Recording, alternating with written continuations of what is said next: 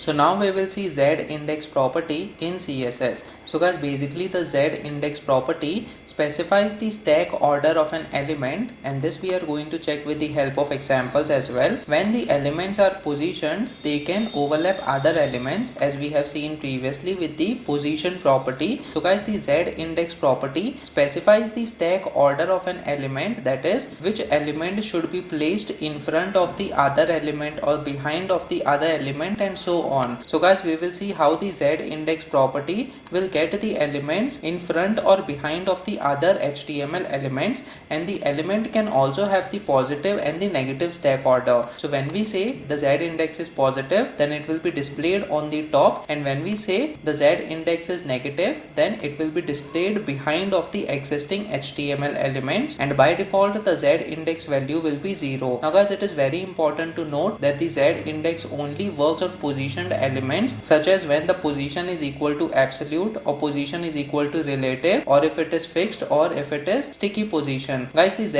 index will not work with the position that is set as static value. And guys, apart from this, the Z index will also work on the flex items, that is the elements that are direct children of the display is equal to flex. So guys, let us move to the VS Code over here in order to see how the Z index works, and let me just remove the previous lines of code that we had written from the HTML file as well as the CSS files over here. Now guys, simply we are going to define the p tag over here, that is the paragraph tag, and we will say below is an example of Z index property. So guys, over here we are just providing the simple statement, that is below is an example of Z index property. And guys, now let us provide the image over here. So we use the img tag in this case, and we have a sample image in our directory over here. So this particular name we are going to provide in our src attribute. So in this case we provide the name, that is sample underscore image.png file, and let's say we provide the alternate text as test image over here.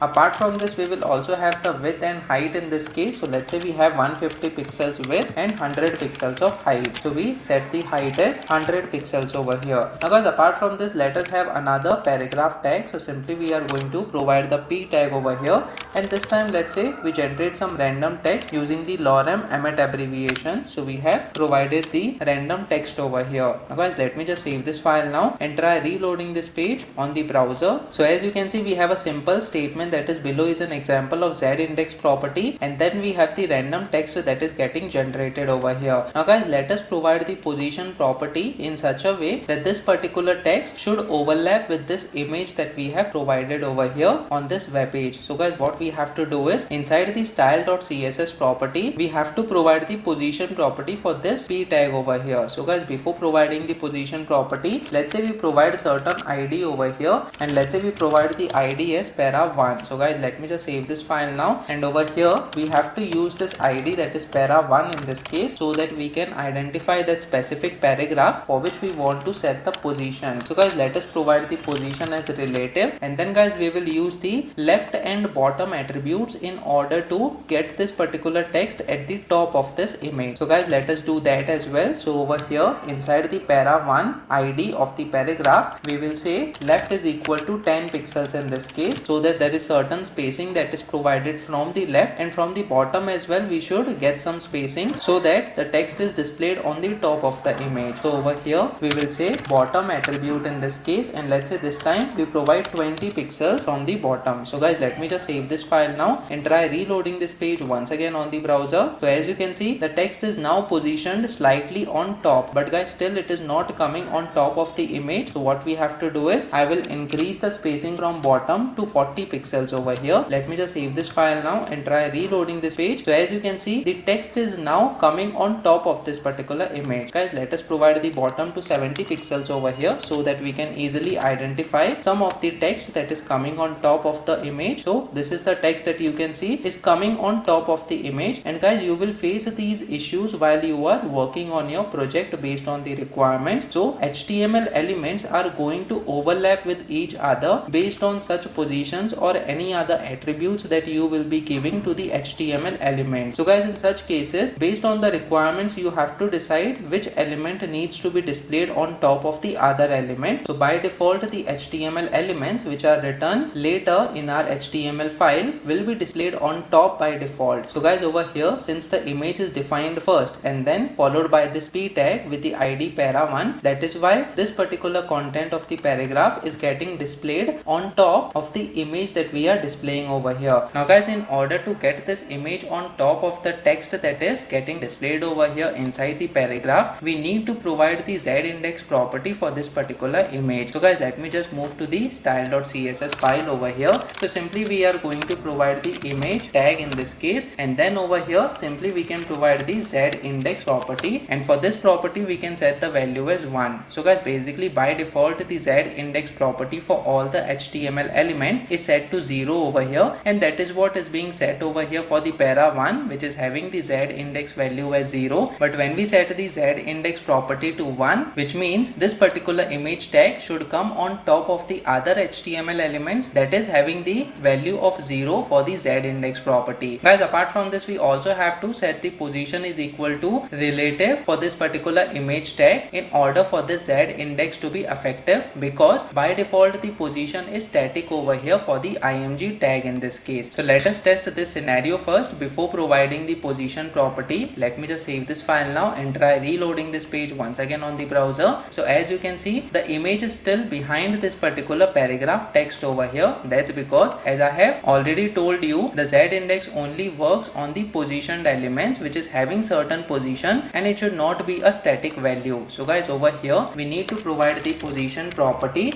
and then this position property, let's say we provide it as a relative value over here. Let me just save this file now and try reloading this page once again on the browser. So now as you can see, the image is getting displayed on top of this particular paragraph text, since the image is now having z-index is equal to 1. Now guys, let us provide the z-index is equal to 2 for this paragraph text. So let us see what happens if we do so. So basically we are going to provide the z-index is equal to 2. So this time the z-index of 2 is greater than the z-index of 1 for the image tag over here. So the paragraph should come on top of the image. So let me just save this file now and try reloading this page once again on the browser. So as you can see, this text is getting displayed on top of the image over here, and that is how the z-index property works in order to stack the HTML elements on the web page. So guys, comment in the comment section below whether you have learned something out of this video. Please make sure that you like this video so that it reaches to more people, and subscribe to this channel so that you get the notifications on upcoming videos as well. The next video that we are going to talk about is overflow property in CSS. So stay tuned.